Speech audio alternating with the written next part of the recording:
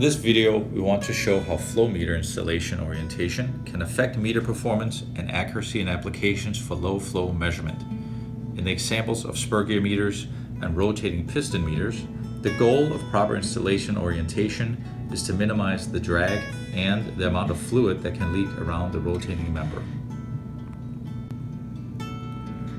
As you will see, spur gear meters exhibit most of their low flow leakage when installed such that gears are in a horizontal orientation. The drag between the gear bushing and mating housing bushing is greatest, and the gears will have a slightly greater clearance between the housing on the top side. These factors increase leakage path and result in reduced rotation. To improve performance, it is better to install the gears so they're in their vertical orientation. As you can see, it greatly increases the speed and smoothness of rotation.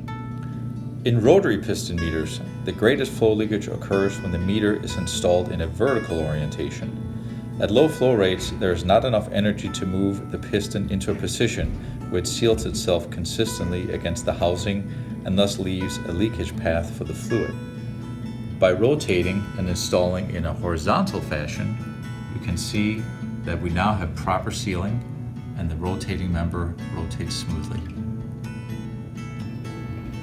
The end effect of improper meter orientation is reduced accuracy and meter linearity at low flow rates. It requires a higher flow rate to bring the meter rotational speed into a more linear measuring range.